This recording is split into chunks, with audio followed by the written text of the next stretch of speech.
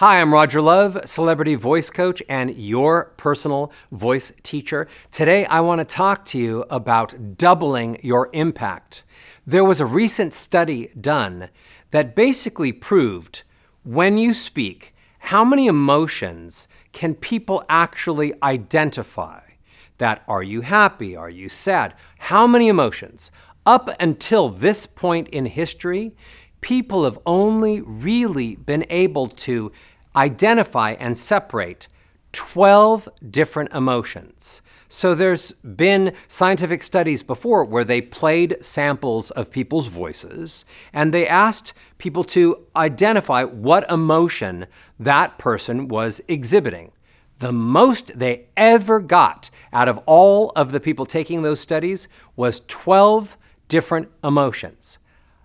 Flash forward to recently, this year, there was a study done that decided it was time to separate the words from the sounds that people attach to the words. Now, you know I always talk about how the words matter so much less than the sounds that you make attached to those words. Well, this study kicks it to a whole nother level of science saying, Roger, we finally have made an honest man of you. This study had people listen to sounds that people make, not words. Sounds like oh and ah, just sounds.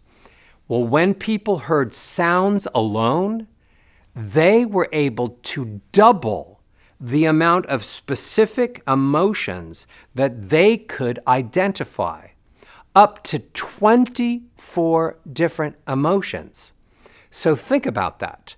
Every time that you speak, when you're using words, the greatest chance you have of making people feel things is only making them feel maybe, if you're lucky, 12 different emotions. But if you focus on the sounds you make, you could make them feel twice as many emotions. And that's an amazing study and an amazing result that we really need to focus on. It shows once again that you have to focus specifically on the sounds you make. Because remember, our goal is not for you to communicate word by word, one word after the next. If you want people to remember the things that you say, if you want people to be moved emotionally by the things that you say, then you need to find the right sounds to attach to those words. And we need to really focus on that. So I want you to keep that in mind the next time you have to do a social media post or a video, or you have an important communication, or you're giving a speech, that you have the possibility of creating 24 different emotions in the listeners' minds and hearts and having them remember those things by the specific sounds you use. This also puts incredibly new focus and insight on the whole idea of fillers. You know that I often say, is duh, and that I don't want you to ever use fillers like and or like or and, because those non-words I think are destroying the English language.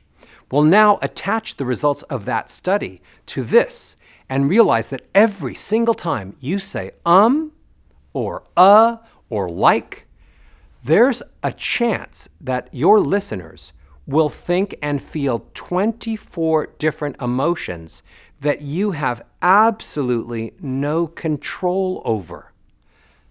I'm not willing to take that risk, and you shouldn't be either. You should use sounds and words that convey the emotions you're trying to portray so that you move people emotionally to the outcome you want from that communication. Every time you use a filler, like or it's just a grab bag of all kinds of emotions your listeners can feel that may have nothing to do with what you want them to feel, what you want them to remember. So, forget the fillers, yes, and focus even more on the sounds you make aside from the words.